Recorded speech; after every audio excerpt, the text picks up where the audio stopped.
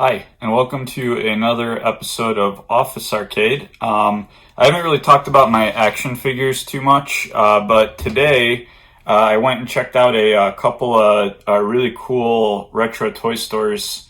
One of them is called Quake Collectibles. The other one was called the Geek Toy Hut, and I actually found some insanely awesome stuff for super cheap. So I decided before opening it up and putting it away, I'd show it to you guys. So the first find here is a Marv. Yeah, so I always wanted a cool Marv figure, and this one is absolutely amazing. The McFarlane toys are some of my favorite. When I start showing you guys some of my collection that's back in the curio there. My wife is a fan of Sin City, so I'm gonna give her this as a little surprise. If she doesn't like it, then I'll open it up and show you guys the unboxed version when I'm going through my McFarlane figures. But for now, I'm gonna leave this one boxed up. But it is super duper cool. The detail on these like early 2000s McFarlane figures are just absolutely insane. The next one here is a death dealer. So Frank Frazetta is one of my favorite artists. I always say of all time.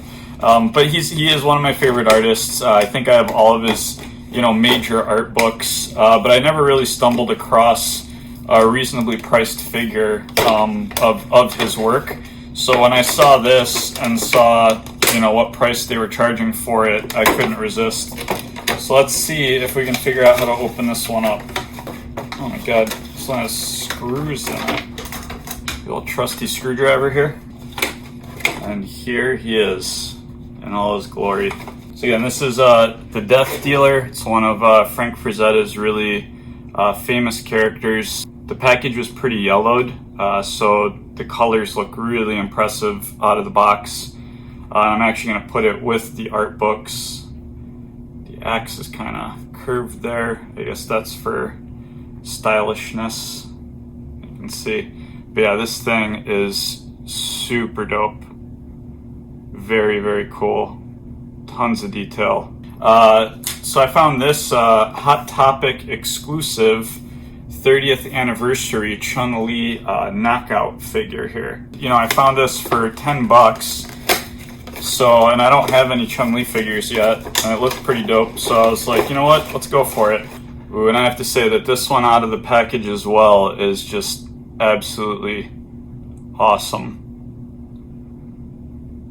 Tons of details. It's like kind of cutesy, but kind of badass. It's not one of those like hyper sexualized figures that I feel weird for having on my shelf. So yeah, this one is super awesome.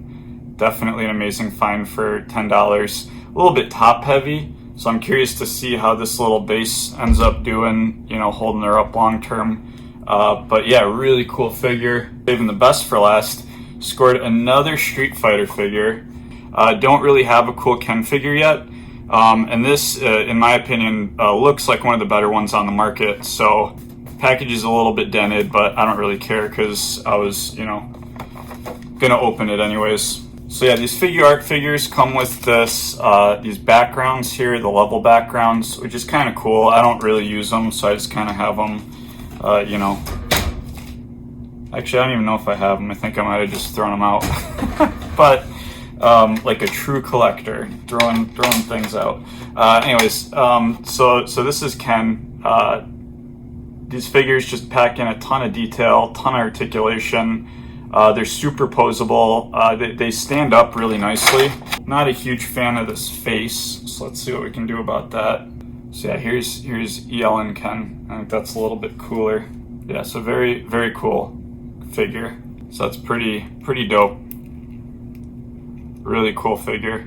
So yeah, I mean, for $50-$60, I'd say this is a pretty good haul, especially because everything was new in box. Some of it was kind of worn out and beat up, but again, I like to open and display most of my figures unless they're the Toy Biz ones with like the really cool stock art.